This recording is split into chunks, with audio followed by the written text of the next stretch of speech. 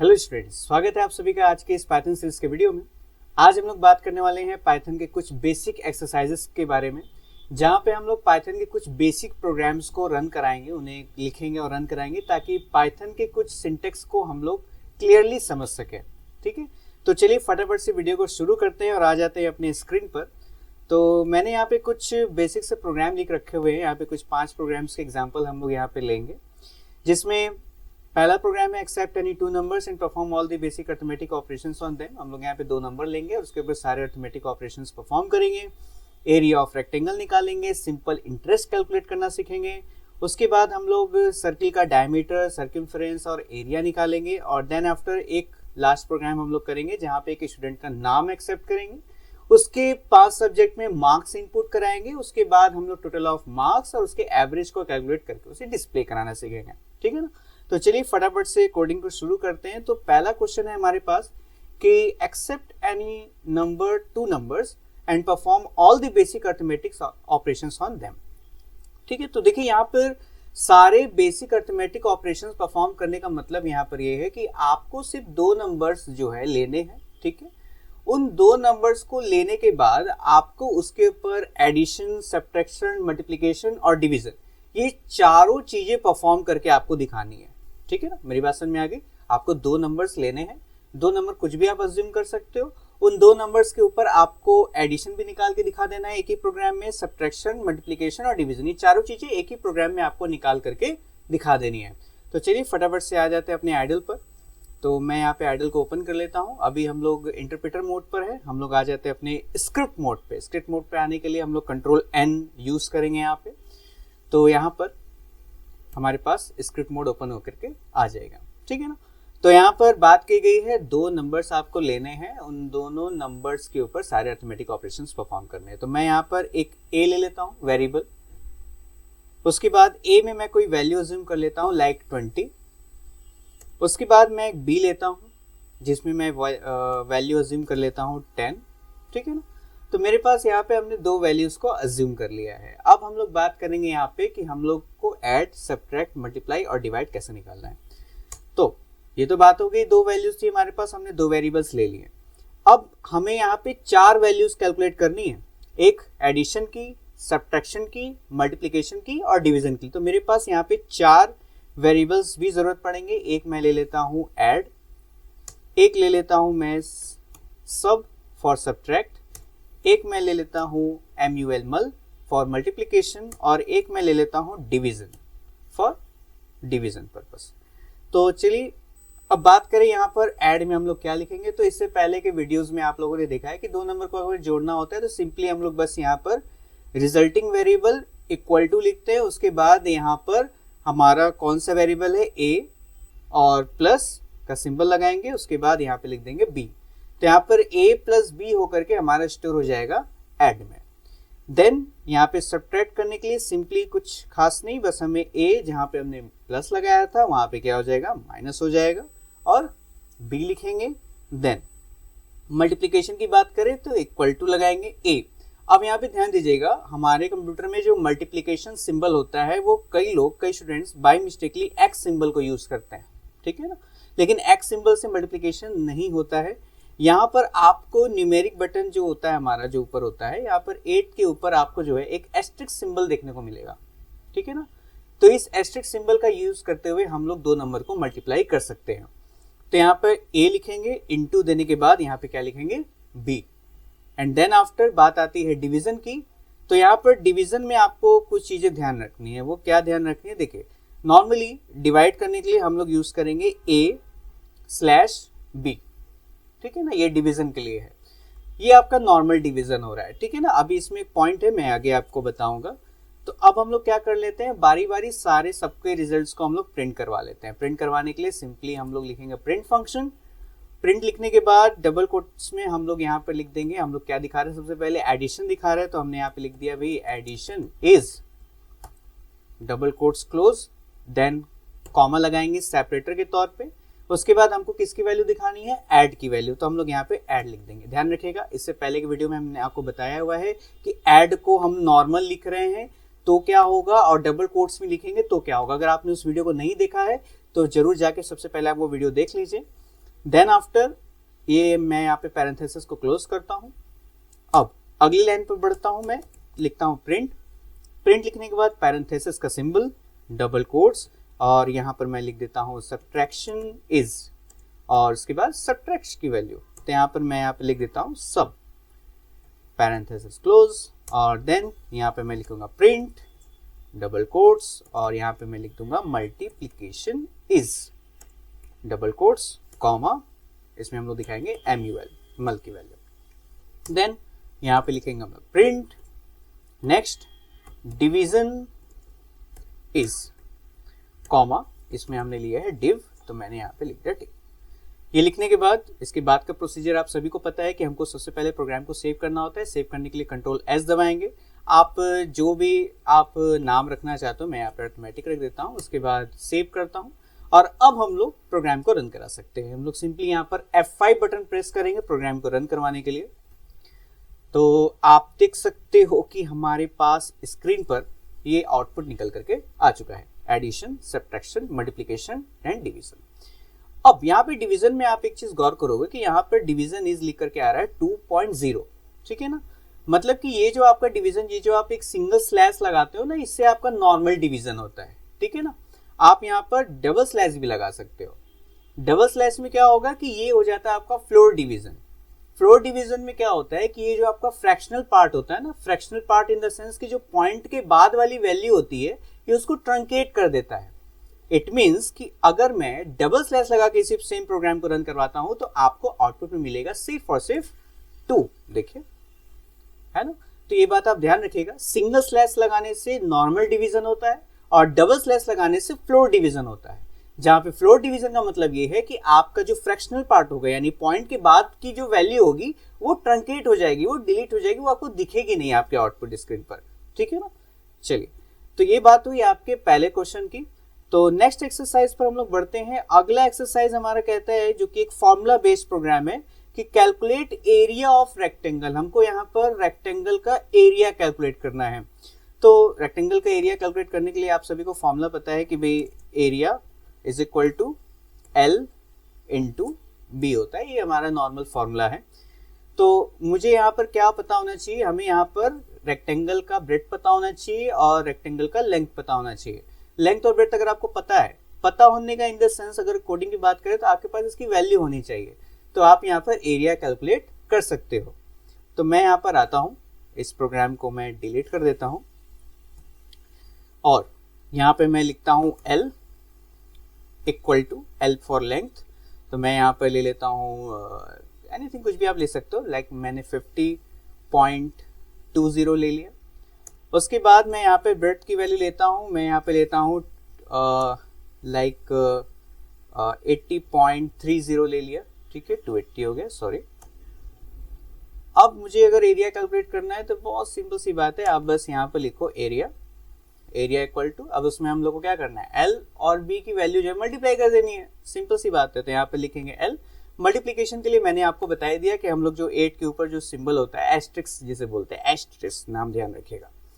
यहाँ पे L into B लिखेंगे और उसके बाद एंटर प्रेस करेंगे। अब हम लोग यहाँ पे रेडी हैं अपने रिजल्ट को शो कराने के लिए। हमारे पास एरिया निकल गया, तो एरिया में हम लोग लिख देंगे area of rectangle is what, comma लगाएंगे। कॉमा लगाने के बाद हमें एक वेरिएबल की वैल्यू दिखानी है और वो वेरिएबल है कौन सा, एरिया। तो यहाँ पे हम लोग यहाँ लिख देंगे एरिया, पैरेंथेसिस क्लोज।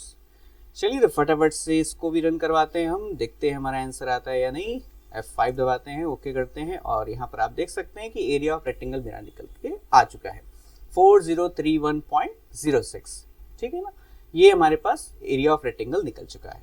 अब इसी में आप वो भी कर सकते हो, ठीक है ना। सेकंड वाला जो थर्ड वन मेरा क्वेश्चन है, calculate simple interest. Simple interest की अगर बात करें तो सिंपल इंटरेस्ट का फॉर्मूला क्या होता है मेरे पास, तो सिंपल इंटरेस्ट का सिंपल सा फॉर्मूला होता है P into R into T upon 100। ये सिंपल सा फॉर्मूला होता है। फॉर्मूलाज आपको पता होना चाहिए। अगर आप किसी भी फॉर्मूला बेस्ड प्रोग्राम को कर रहे हो तो आपके पास फॉर्मूला आपको पता होना चाहिए, ठीक है ना। तो मेरे पास प्रिंसिपल अमाउंट, रेट, किस रेट से आपको मिल रहा है, और टाइम, कितने समय के लिए आप ले रहे हो, तो मैं इन तीनों को मल्टीप्लाई करने के बाद मैं इसको 100 से डिवाइड कर दूंगा। तो बात यहाँ पर भी वही है, मेरे पास P, R और T की वैल्यू मौजूद होनी चाहिए, तभी हम लोग यहाँ पे सिंपल इंटरेस्ट की वैल्यू निकाल सकते हैं। तो उसके लिए हम लोग क्या करेंगे, मैं यहाँ पे इस प्रोग्राम्स को इरेज कर देता हूँ और यहाँ पर आ जाता हूँ। यहाँ पे मैं P is equal to anything मैं ले लेता हूँ, प्रिंसिपल अमाउंट मैंने ले लिया 1 लाख या 10,000 एनीथिंग। उसके बाद मैं यहाँ पर रेट ले लेता हूँ भाई, मुझे जो है 5 के रेट से मिल रहा है, और टाइम की वैल्यू मैं ले लेता हूँ, टाइम मैं ले लेता हूँ 9 या 10 ईयर्स की ले लेता हूँ। उसके बाद अब मेरे पास P और R T की वैल्यू हमारे पास मौजूद है, ठीक है ना। अभी आगे हम लोग यूजर से भी लेना है, इस चीज़ को सीखेंगे आगे के वीडियोस में, जब हम लोग इनपुट फंक्शन के बारे में पढ़ेंगे तो वहाँ पे हम लोग इन सारे वैल्यूज़ को रन टाइम में भी मांग सकते हैं, ठीक है ना। तो इनके बारे में हम लोग नेक्स्ट वीडियो में सीखेंगे। तो यहाँ पर मैं एक वेरिएबल ले लेता हूँ SI सिंपल इंटरेस्ट के लिए इक्वल टू, अब मेरे पास P R T की वैल्यू मौजूद है, तो P into R into T and then upon 100। अब यहाँ पर भी वही कॉन्सेप्ट है, आप यहाँ पे सिंगल भी लगा सकते हो, डबल भी लगा सकते हो। यहाँ पर ध्यान रखिएगा, अगर पॉइंट में वैल्यू चाहिए तो आप सिंगल लगाओ, पॉइंट में वैल्यू नहीं चाहिए तो आप डबल स्लैश लगा सकते हो। नेक्स्ट मैं आता हूँ यहाँ पे प्रिंट लिखता हूँ और मैं लिख देता हूँ यहाँ पे भी कि मेरा जो सिंपल इंटरेस्ट है, simple interest is double quotes comma SI और पैरेंथेसिस क्लोज। देन रन करवाते हैं प्रोग्राम को फटाफट से। तो आप देख सकते हो मेरे पास यहाँ पे सिंपल इंटरेस्ट निकल करके आ चुका है 5,000 रुपीज। देन बढ़ते हैं अगले क्वेश्चन की ओर। तो यहाँ पर है calculate diameter, circumference, area of circle.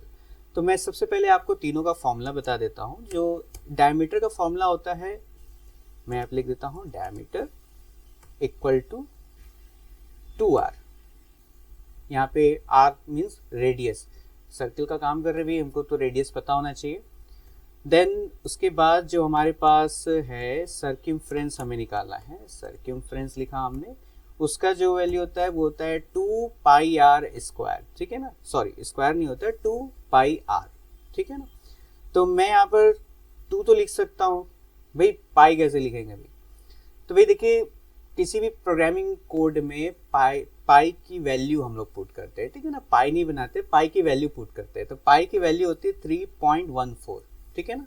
तो आप 2 को मल्टीप्लाई कर दोगे 3.14 से, देन इसको मल्टीप्लाई आप कर दोगे रेडियस से यानी कि R से, ठीक है ना। देन आफ्टर मैं अगर बात करूं, आपका जो नेक्स्ट हमें कैलकुलेट करना है वो करना है एरिया। तो एरिया का फॉर्मूला होता है area equal to pi R square, ठीक है ना। तो पाई की वैल्यू हमारे पास 3.14, इसको इंटू कर देंगे R स्क्वायर मतलब रेडियस स्क्वायर से। तो एक चीज़ ध्यान रखिएगा, यहाँ पे हमें रेडियस स्क्वायर करना है, तो यहाँ पर हम स्क्वायर तो लगाएंगे नहीं, तो हम लोग क्या करेंगे ना, इसी रेडियस को ही 2 बार मल्टीप्लाई कर देंगे, मीन्स R इंटू R, ठीक है ना। चलिए इसको अभी समझेंगे कोडिंग में।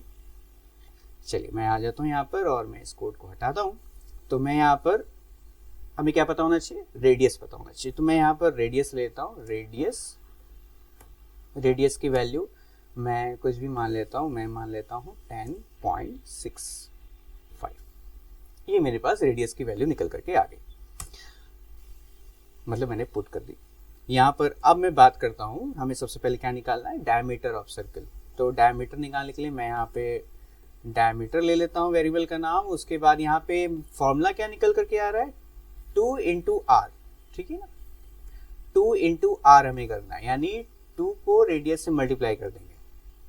तो सिंपली हम लोग यहाँ पे लिख दें 2 इंटू के लिए हमने आपको बताया कि आप एस्टेरिक सिंबल का इस्तेमाल करेंगे, उसके बाद आप यहाँ पे लिख देंगे रेडियस। ये हमारा निकल गया डायमीटर।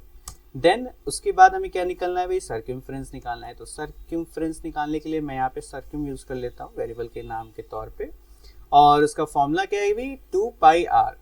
तो मैं यहाँ पे लिखता हूँ 2, देन इंटू के लिए मैं इस सिंबल का यूज करूंगा, पाई की वैल्यू हम लोग यूज करेंगे, इंटू करेंगे, और रेडियस मेरे पास मौजूद है ही, ठीक है।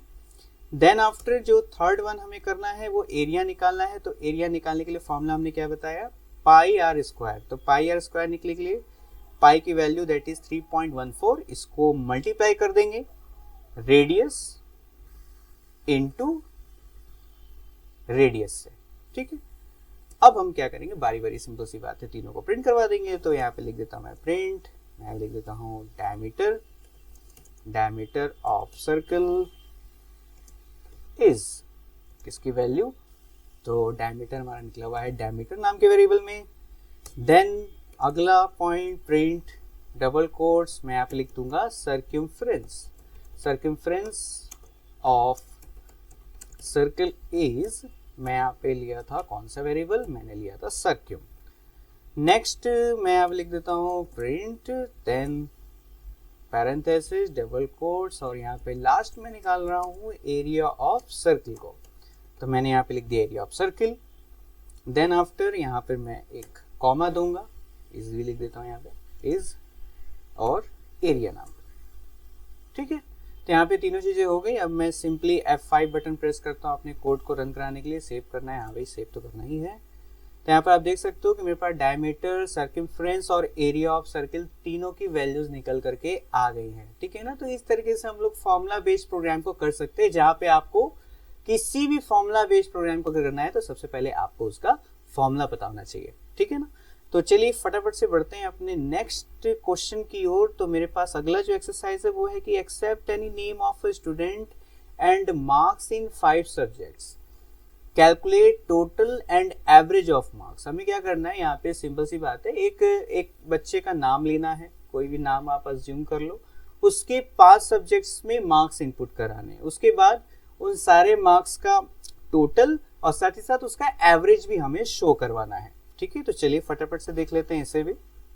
मैं यहाँ पर इस वीडियो को इस एक्सरसाइज को डिलीट करता हूँ, और मैंने यहाँ पर एक ले लिया नेम नाम का वेरिएबल, और नेम में डबल कोट्स में स्ट्रिंग, जब भी हम लोग डिफाइन करते हैं पाइथन में स्ट्रिंग टाइप की वैल्यू जब भी हम डिफाइन करते हैं, नॉर्मल न्यूमेरिक वैल्यूज को हम लोग डबल कोट्स में नहीं लिखते, लेकिन अगर हम कभी भी स्ट्रिंग टाइप की वैल्यू को डिफाइन करते हैं तो डबल कोट्स में लिखते हैं। तो मैंने यहाँ पर ले लिया भाई, क्या ले लूँ मैं ले लेता हूँ भाई अजय नाम, लाइक मैंने अजय या सुमित कोई भी नाम मैं ले लेता हूँ। उसके बाद यहाँ पे डबल कोट्स को मैं क्लोज कर देता हूँ। उसके बाद यहाँ पर बात कही गई कि आपने नाम लेने के बाद आपको उसके मार्क्स इनपुट कराने 5 सब्जेक्ट में। 5 सब्जेक्ट्स के नाम मैं अज्यूम कर लेता हूँ। तो मेरे पास एक हिंदी में भाई सुमित ने लाया है 98, बहुत अच्छा बच्चा है ये हिंदी। और देन इंग्लिश में लाया है इसने 90। उसके बाद मैं ले लेता हूँ मैथ में इसने लाया है भाई, मैथ में मालूम थोड़ा कमज़ोर है तो 89 ले लिया भाई हमने। और उसके बाद साइंस में इन्होंने लाया है भाई 90। एंड एक लास्ट में ले लेता हूँ एसएसटी में इसने लाया है भाई, एसएसटी अच्छी नहीं है इसकी, लाइक 75, ठीक। अब उसके बाद हमें क्या करना है, यहाँ पे टोटल ऑफ मार्क्स कैलकुलेट करना है and average of marks calculate करना है रिजल्ट दिखाने से पहले। तो मैं यहाँ पे टोटल ऑफ मार्क्स के लिए मैं यहाँ पे टोटल लिख लेता हूँ। टोटल लिखने के बाद हमारे पास 5 सब्जेक्ट्स की वैल्यूज़ है।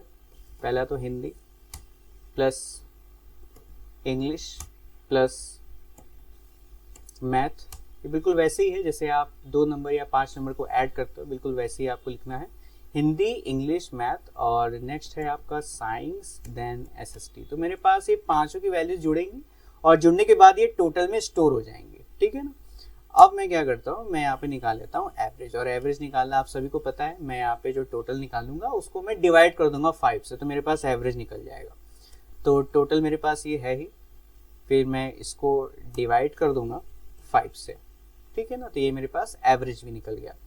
अब मैं दोनों की वैल्यूज को प्रिंट करवा देता हूँ। यहाँ पे लिखता हूँ प्रिंट हेलो। मैं यहाँ पे मैसेज कुछ इस टाइप से दिखाने वाला हूँ। किस टाइप से मैं आपको दिखा देता हूँ। सबसे पहले मैं मैसेज यहाँ पे दिखाने वाला हूँ कि भाई hello Sumit, your total of marks is जो भी है एनीथिंग एंड एवरेज इज जो भी है एनीथिंग, ये मैं दिखाने वाला हूं, ठीक है। तो अब क्या करेंगे हम लोग, हेलो दिखानी है हमें, तो यहाँ पर हम लोग क्या करेंगे, डबल कोट्स को ओपन करेंगे और यहाँ पे लिख देंगे सिंपली हेलो। हेलो लिखने के बाद एक यहाँ पे मैं स्पेस प्रेस कर देता हूँ ताकि जो नेक्स्ट वेरिएबल की वैल्यू प्रिंट होगी वो दोनों के बीच में एक स्पेस आएगा, ठीक है। तो मैं यहाँ पे डबल कोट्स को क्लोज कर दूंगा, ध्यान रखिएगा सुमित को इसके अंदर नहीं लिखूंगा। क्यों? क्योंकि यहाँ पे सुमित जो वैल्यू है वो वैल्यू हमारी स्टोर्ड है नेम नाम के वेरिएबल में। तो हम लोग सिंपली यहाँ पे क्या करेंगे, कॉमा लगाएंगे और लिख देंगे नेम। अगर आप सुमित लिख दोगे ना कोई बात नहीं, आउटपुट आपका आ जाएगा, लेकिन इन फ्यूचर अगर आप इसमें जो नेम की वैल्यू अगर आप चेंज करते हो ना, लाइक सुमित की जगह पे आप कोई भी दूसरा नाम अगर आप यूज करते हो, तो जब आप रन करवाओगे तो आपको ईच एंड एवरी टाइम आपको जो देखने को मिलेगा वो सुमित का ही रिजल्ट देखने को मिलेगा, ठीक है ना, सुमित के नाम से ही रिजल्ट देखने को मिलेगा। तो इस वजह से हम लोग यहाँ पे वेरिएबल का नाम डिफाइन करेंगे, ताकि जब भी वेरिएबल की वैल्यू चेंज होगी ऑटोमेटिक हमारा आउटपुट में भी वो वैल्यू चेंज हो जाएगा, ठीक है ना। तो यहाँ पर हम लोग लिखेंगे नेम, देन कॉमा लगाने के बाद फिर से डबल कोट्स को हम लोग ओपन करेंगे और यहाँ पे लिख देंगे your total of marks, marks is. अब मार्क्स इज करने के बाद हमें क्या करना है, हमें यहाँ पे टोटल की वैल्यू दिखानी है। तो बस सिंपली हम लोग क्या करेंगे, यहाँ पे डबल कोट्स लगाएंगे, कॉमा लगाएंगे और लिख देंगे टोटल। टोटल लिखने के बाद यहाँ पे फिर से कॉमा एंड एवरेज इज, किसकी वैल्यू भाई, हमारे पास एवरेज नाम का वेरिएबल है, एवरेज लगा देंगे और यहाँ पे डन। ये हमारा मैसेज कंप्लीट हो गया। अब उसके बाद हम लोग क्या करते हैं भाई, मैंने ये जो लिखा है मैं इसे रिमूव कर देता हूँ फटाफट से, अदरवाइज ये एरर बनेगा। अब मैं F5 करता हूँ, ओके भाई। तो आप देख सकते हो मेरे पास hello Sumit your total of marks is 442 and average is 88.4, ये निकल करके आ गया। तो ये कुछ बेसिक से प्रोग्राम्स थे, कुछ बेसिक एक्सरसाइजेस थे पाइथन की, जिनकी मदद से पाइथन के बेसिक कोड को कैसे लिखा जा सकता है ये तो आप समझ सकते हो, ठीक है ना। तो आगे की वीडियो में हम लोग सीखेंगे कि पाइथन में कैसे यूजर से इनपुट लेते हैं। यूजर से इनपुट लेना इन द सेंस कि जो अभी हम लोग डायरेक्ट ये वैल्यू पुट कर रहे हैं ना, हम लोग यहाँ पे सुमित 98, 90, 89, 90, 75, ये जो वैल्यूज हम लोग डायरेक्ट पुट कर रहे हैं ये हम लोग यूजर से कैसे मांग सकते हैं कि जब हम प्रोग्राम को रन करवाएं तो ईच एंड एवरी टाइम जब भी हम रन करवाएं तो यूजर से एक नई वैल्यू मांगी जाए और यूजर जो भी डिजायर्ड वैल्यू है वो पुट करे और उस वैल्यू के अकॉर्डिंग हमारा प्रोग्राम एग्जीक्यूट करे, रन करे, आउटपुट हमें शो कराए, ठीक है ना। तो उसके बारे में हम लोग नेक्स्ट वीडियो में सीखेंगे। आज के लिए बस इतना ही। अगर आपको वीडियो पसंद आया हो तो हमारे वीडियो को लाइक जरूर करिएगा और अगर आप चैनल पर नए हैं तो चैनल को सब्सक्राइब जरूर करिएगा। और अगर आपका कोई भी डाउट है तो आप नीचे कमेंट सेक्शन में अपने डाउट को लिख सकते हैं, हम लोग उस पर एक डेडिकेटेड वीडियो जरूर डालेंगे। तब तक के लिए जय हिंद।